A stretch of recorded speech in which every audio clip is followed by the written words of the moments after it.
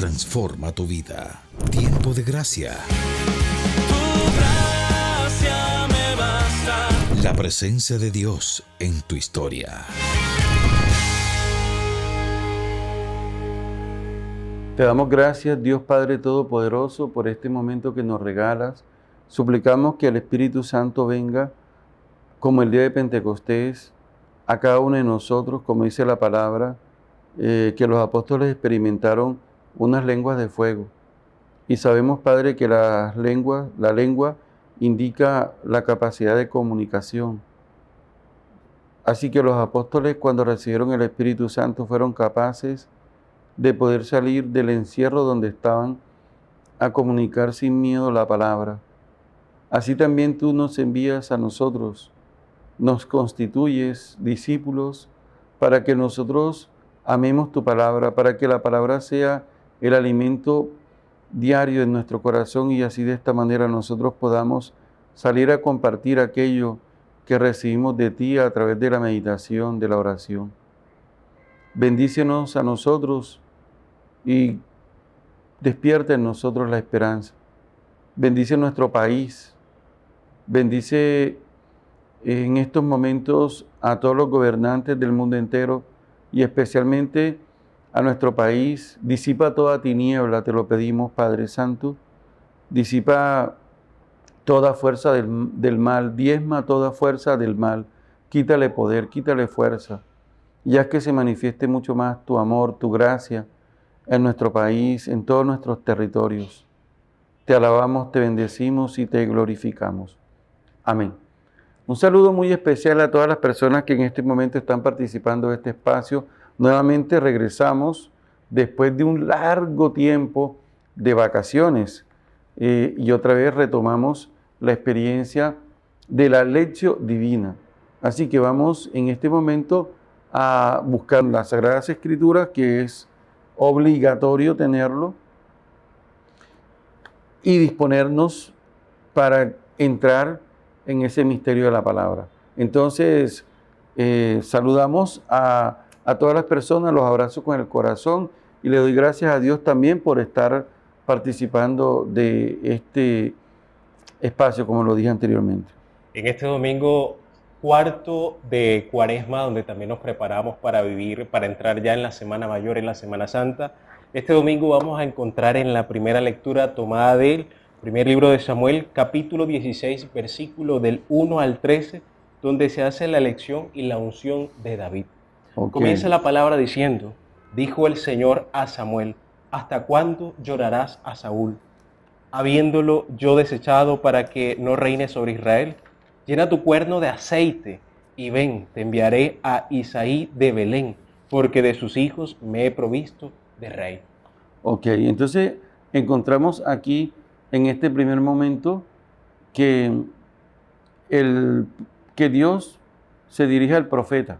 ¿A qué profeta? Samuel. ¿Y qué le dice?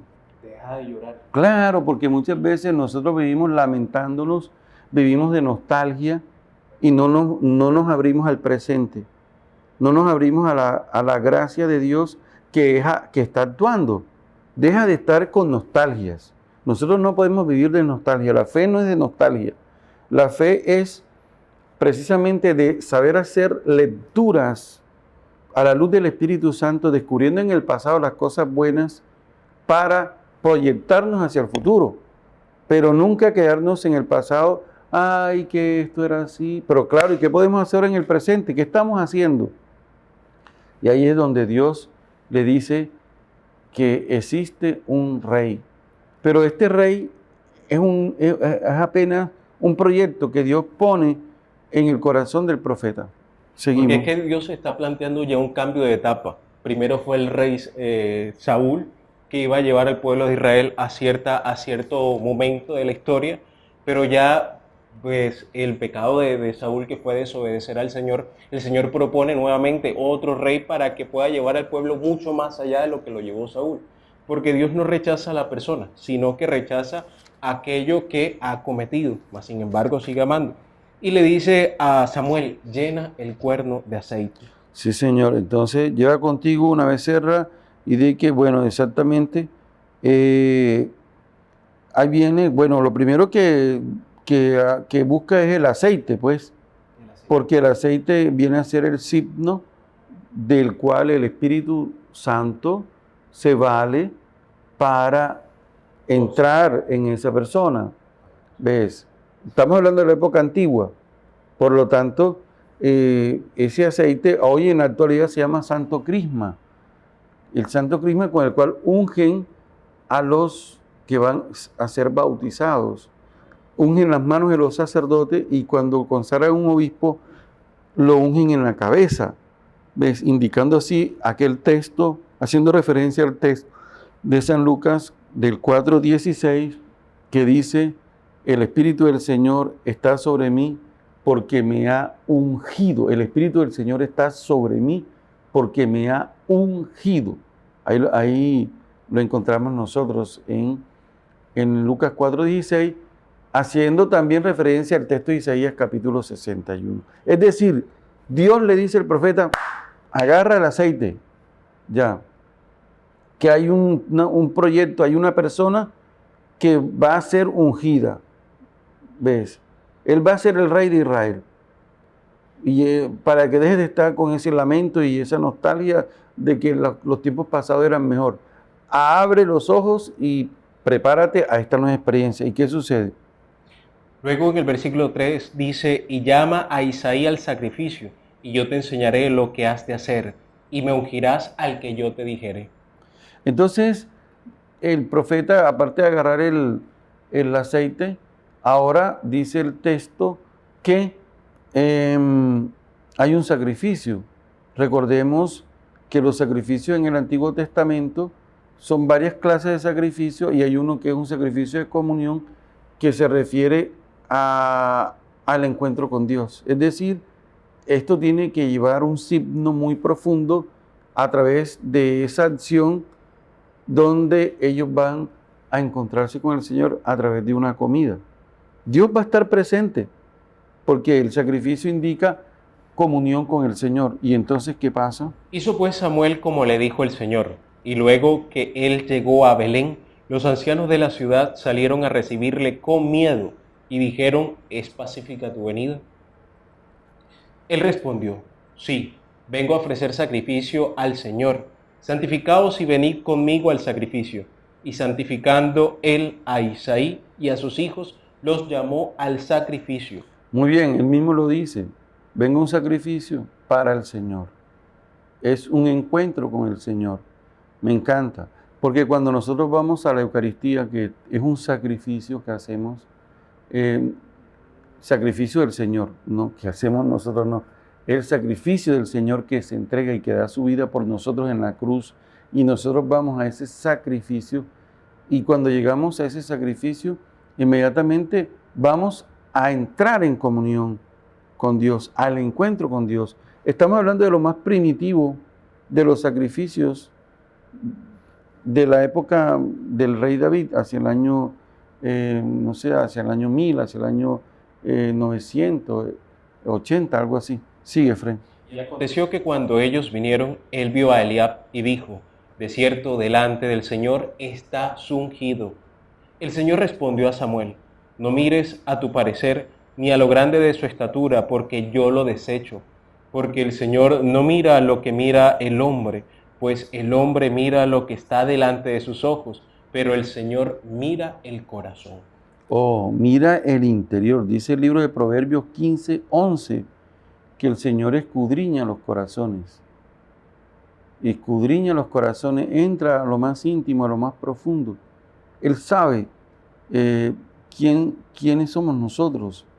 Y pues Él no está fijándose en la estatura ni en la apariencia que tiene Eliab. No, el Señor está mirando el corazón. Él está examinando el corazón, como también ahora lo está examinando nuestro corazón. Y nos está preguntando si nuestro corazón en verdad es un corazón que lo ama a Él. Que si nuestro corazón está abierto precisamente a través de la oración a su presencia. ¿Y qué pasó? Entonces llamó a Isaí, a Abinadab y lo hizo pasar delante de Samuel, el cual dijo, tampoco a este ha elegido el Señor. Tú encontraste Proverbios 15:11. Sí, dice.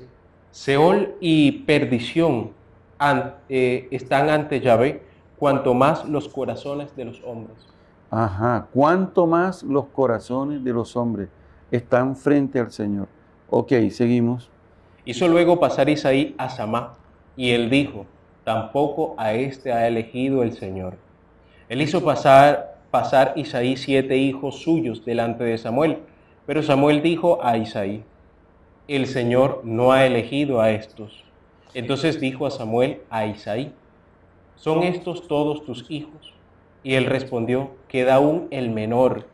Oh, mira, este hijo no fue invitado al sacrificio porque no se consideraba como apto a la propuesta que posiblemente podía traer Samuel, porque Isaí no sabía. Pero, y si lo supiera, tampoco lo hubiesen invitado. Y como no lo sabía, no lo invitaron. O sea que David no contaba. Era una persona marginada. Era una persona que estaba abandonada. David se dedicaba a cuidar las ovejas. Era el pastor. Entonces, podemos nosotros contemplar cómo Dios empieza su obra a partir de las cosas pequeñas, elementales e insignificantes, porque Él no mira la apariencia, Él está mirando el corazón de David, que en la soledad, con una lira, le canta y le compone salmos, y tiene silencio para entrar en el misterio de su corazón y encontrarse con Él, de adorarlo, de alabarlo. Y también en medio de ese desierto David ha enfrentado bestias feroces, osos, leones. Y todo esto, David seguro en algún momento determinado, como nos pasa a nosotros, ¿yo qué hago en este desierto? ¿Yo qué hago cuidando ovejas? Y empezó seguro a lamentarse, incluso de que no lo querían, de que no lo amaban, de que se sentía solo, de que se sentía abandonado. Pero Dios estaba tejiendo, Dios estaba hilando una historia. Dios lo estaba preparando para un proyecto mucho más grande que ni siquiera el rey David lo había percibido, ni siquiera lo había imaginado. Pero en el corazón de Dios sí estaba este proyecto. Continuamos. Queda aún el menor que apacienta las ovejas. El menor, el último. Ese es el que queda, el que apacienta las ovejas. Dice Isaí al profeta. Envía por él, porque no nos sentaremos a la mesa hasta que él venga aquí. Envió pues por él y lo hizo entrar, y era rubio, hermoso de ojos y de buen parecer. Entonces el Señor dijo, levántate y úngelo porque este es. No puede ser. Pienso yo cómo quedaron los hermanos desconcertados ante la obra magnífica que el Señor ahora mismo ha regalado a la familia de Isaí, unos pastores marginados y olvidados de un pueblo pequeño que es Belén, también muy, muy pequeño. Como dice la profecía de Miqueas 5, y tú, Belén, la más pequeña de todas las aldeas, la más pequeña de todas las aldeas, el más pequeño, porque así es que actúa Dios. Lucas 10, 21 dice, te alabo, Padre, Señor del cielo y de la tierra, porque has ocultado estas cosas a los sabios y entendidos y se las has revelado a los más pequeños. Y así va actuando el Señor. Y continúa. ¿Qué dice Efraín? Y Samuel tomó el cuerno del aceite y lo ungió en medio de sus hermanos. Y desde aquel día en adelante el Espíritu del Señor vino sobre David. Se levantó luego Samuel y se volvió a Ramá. Un momentico. Mira esto. Esto es para que nosotros nos detengamos. Cuando David recibe la unción por manos del profeta, en ese momento, ¿qué pasó, Efraín? El Espíritu del Señor vino sobre David. Vino sobre David el Espíritu de Dios. Y desde aquel día en adelante. O sea, desde ese momento empezó a guiarlo el Espíritu Santo, que en ese momento no se llama Espíritu Santo, Espíritu de Dios. Como los niños cuando los bautizamos y empieza el Espíritu de Dios a guiar a esa criatura. Lo mismo pasa con los ministros de la iglesia, que a veces las personas pueden pensar de que tal vez, no sé, de que la iglesia se puede desviar, pero eso nunca va a pasar, porque así como pasa con el rey David, pasa con el sacerdote, pasa con el obispo, pasa con el papa, que una vez recibiendo la unción, se los conduce el Espíritu Santo, en medio de tantas dificultades o de tantas cosas. La iglesia está conducida, asistida por el Espíritu Santo. Y esta es una muestra de que la iglesia la conduce el Espíritu Santo. Así es. También el Espíritu de Dios guió a Saúl. Por recibir la unción. Sí, claro. Yo creo que en capítulo 10, versículo 6. Dice, invadirá entonces el espíritu de Yahvé. Entrarás en trance con ellos y quedarás cambiado en otro hombre. Ah, sí, esto me encanta. Eso fue lo que Dios le dijo a Saúl, que el Espíritu te transformará en otro hombre, en otro ser, es un hombre nuevo. Después, más adelante, aparece precisamente, David recibió 4 unciones, 4 unciones. Primero como rey de Judá, después rey de Israel, después recibió otra unción, y cuando ya se estaba muriendo recibió otra. 4 unciones pueden buscar ustedes en la Sagrada Escritura. Bueno, continuamos. Entonces, primera cosa que nosotros podemos compartir aquí en esta lectura, o sea, ¿qué nos dice Dios a través de este texto, Efraín? ¿Qué nos dice Dios? De que el Señor no se fija en las cosas exteriores, sino en el corazón del hombre, y que desde allí puede iniciar un plan de salvación bajo la unción de su Espíritu Santo, que es quien va a guiar a la persona en ese proyecto que el Señor quiere desarrollar con su pueblo. Bueno, ¿y qué le decimos nosotros a Dios? A través de ese texto. A través de ese texto. Que tal vez nosotros mismos o sea, yo diciéndole desde mi parte que a veces yo me puedo limitar con mi propio parecer acerca de mí, pero que estoy abierto a lo que Él me quiera mostrar, me quiera guiar, me quiera enseñar, porque su Espíritu Santo me guía por esa misma unción que yo también recibí en el bautismo. Nosotros, por nuestras imperfecciones y muchas limitaciones que tenemos, podemos hacer que el plan de Dios no se vea como una propuesta, diríamos, fascinante, porque nosotros nos apoyamos mucho más en nuestros errores. Pero hoy le decimos, Señor, gracias por elegirme, gracias por llamarme a recibir el sacramento del bautismo, porque a través de ese sacramento del bautismo recibí la unción aquí en mi pecho, con el poder de Cristo, y recibí la unción del Santo Crisma con el Espíritu Santo que me ha ungido como el rey David. Y te doy gracias porque tú, a través del Espíritu Santo, has guiado mi vida, mi existencia. Bueno, entonces nosotros vamos ahora a mirar que el capítulo 9 de cómo es del Juan, versículo 41, es el ciego de nacimiento. Y dice la palabra que en aquel tiempo, al pasar, vio Jesús a un hombre ciego de nacimiento. Dice la palabra, Maestro, ¿quién pecó, este o sus padres, para que naciera ciego? Porque en la antigüedad la gente creía que las enfermedades eran consecuencia del pecado.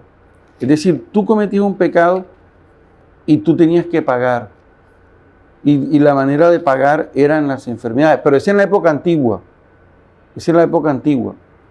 Y esa es la razón por la que ellos están preguntando, ¿quién pecó, él o sus padres, para que naciera así? ¿Cuál sería el pecado que cometieron sus padres?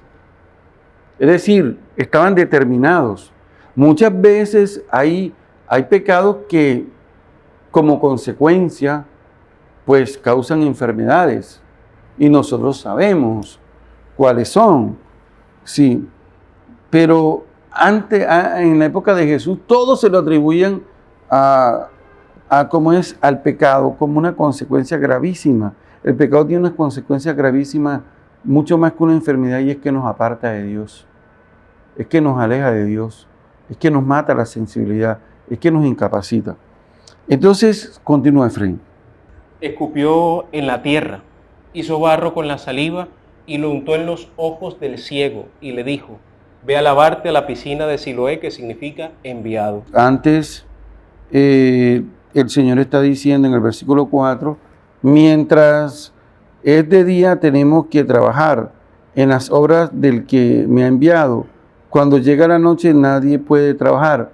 Mientras estoy en el mundo, soy la luz del mundo. Y aquí hay 3 elementos importantes para ir entrando en el texto. Y es precisamente la palabra noche indica la presencia del mal. Porque sabemos que en Juan 13:30 dice que cuando Judas lo traicionó, dice la palabra, era de noche, cuando Judas abandonó el cenáculo. Es decir, las tinieblas están relacionadas con Dios, con el demonio. Y la luz está relacionada con Dios. Entonces, aquí también vemos que Jesús también se va a enfrentar a la fuerza del mal. ¿Ves? A la fuerza del mal que no nos deja contemplar la acción de Dios. ¿Cómo dice la palabra? Dice: en cuanto tomó Judas el bocado, salió. Era de noche. Muy bien, y Nicodemo también lo fue a ver de noche. Y cuando leímos el texto de la samaritana, dice que era mediodía, había mucha luz. Está haciendo referencia precisamente a la acción de Dios. Y luego dice, mientras estoy en el mundo, soy la luz del mundo. Es decir, que la luz en el Evangelio de Juan está relacionado con la verdad, con la palabra. Entonces, aquí nos va a salir algo, porque Juan 1:9 dice que Jesús es la palabra que ilumina a todo hombre. O sea que si Jesús es la palabra que ilumina a todo hombre, podemos nosotros ir comprendiendo que muchas veces nosotros estamos ciegos porque esa palabra no nos ilumina. ¿Ves por dónde va el ciego? Es que hay que estar atento en la generalidad del Evangelio. ¿Cómo dice? La palabra es la luz verdadera que ilumina a todo hombre que viene a este mundo. Ok. Entonces, mira una cosa, porque muchas veces nosotros, como no nos dejamos guiar por esta palabra, no sabemos ni para dónde vamos. Pero el mismo Cristo lo dice, Juan 12:35. No sabemos ni para dónde vamos, ni qué queremos. ¿Por qué? Porque necesitamos escuchar la palabra. Ese es la grandeza del proyecto pastoral de la diócesis nuestra del Banco, nuestra querida y amada diócesis del Banco. ¿Cuál? Que muchas personas se conviertan en discípulos, que los grupos de las parroquias pasen a ser pequeñas comunidades. Dicho por Aparecida, esto no es invento mío, es los obispos que han pedido esto, que quieren que esto suceda, ¿ves? Que esto acontezca, que se viva, que se experimente, que la gente lo sienta como una necesidad profunda en el corazón. Y para esto se necesita mucha disponibilidad de los que hacen el discipulado, de los sacerdotes, de las religiosas, de todas las personas que están liderando en las parroquias, en la iglesia misma. ¿Cómo dice la palabra? Jesús les dijo: todavía por un poco de tiempo está la luz entre vosotros. Caminad mientras tenéis la luz, para que no os sorprendan las tinieblas. No te sorprendan las tinieblas. ¿Qué son las tinieblas? El poder del mal. El poder, la presencia del mal. Sigue. El que camina en tinieblas no sabe a dónde va. No tiene futuro, no tiene esperanza. Entonces el que está en las tinieblas es aquel que no medita la palabra, que claro, no se encuentra con la luz verdadera. Exacto, porque la luz que ilumina a todo hombre es Jesús, como lo acabamos de escuchar en Juan 1:9, sigue. Sigue diciendo el Señor. Dicho esto, escupió en tierra. Bueno, entonces, ahora sí viene. Después que Él nos ha ilustrado y nos ha dicho que la palabra es necesaria, entonces el hombre que lo está escuchando captó que puede ser iluminado ¿por quién?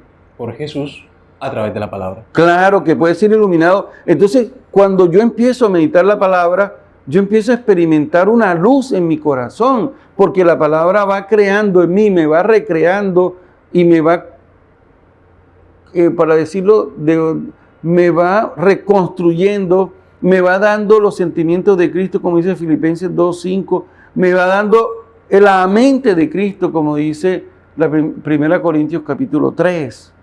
Me está dando la mente de Cristo, me va llevando a pensar como Cristo, me va guiando. Ahora Jesús cogió barro. Hizo barro, porque la pregunta, ¿qué significa que hizo barro? Porque Génesis 2:7, cuando Dios creó al hombre, cogió barro. Es decir, que Jesús está recreando a este hombre, lo está volviendo a hacer, pero desde la interioridad. ¿Cómo dice la palabra? Dice, entonces Yahvé Dios formó al hombre con polvo del suelo, insufló en sus narices aliento de vida y resultó el hombre un ser viviente. Ok, entonces Jesús le echa barro, porque el barro lo hace con la saliva, y la saliva es la gracia, como lo aprendimos en Lucas 4, 21, 22. ¿Y qué pasa? Y untó con el barro los ojos del ciego. Ajá, después que hace eso. Y le dijo, vete, lávate en la piscina de Siloé, que quiere decir enviado. Bueno, aquí, cuando le dijo, vete, lávate en la piscina, Efraín, ¿qué sucedió aquí? ¿Qué empieza a suceder? El hombre empieza a creer a la palabra de Jesús. ¿No ves que le dice, vete a lavarte a la piscina de Siloé?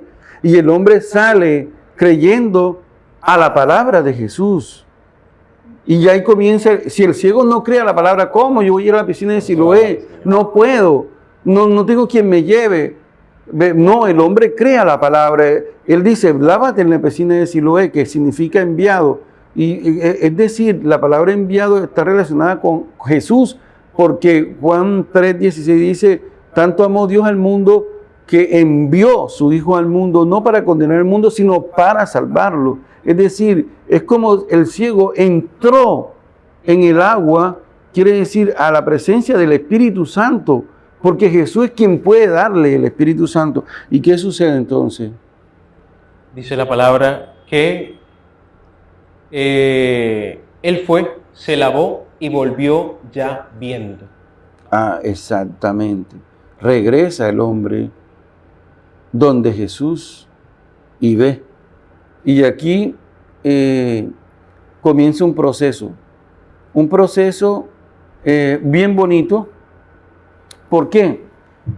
Un proceso bien bonito que tiene 3 partes. ¿Ves?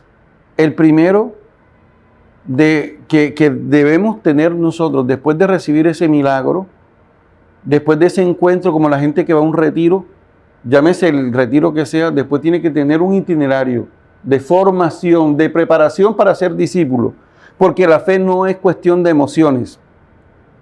No es que venga una persona a predicarnos sobre, ¿qué diría yo? Sobre los pensamientos positivos, sobre que estoy bajo de nota y necesito motivarme, entonces me voy para el grupo. No, la fe no es emoción.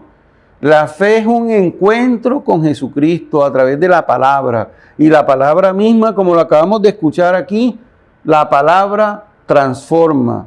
El ciego creyó a la palabra de Jesús y fue a lavarse a la piscina de Siloé.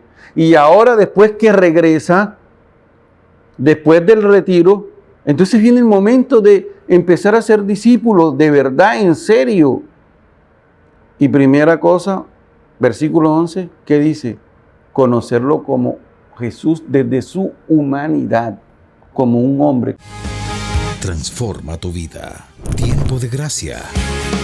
Tu gracia me basta. La presencia de Dios en tu historia.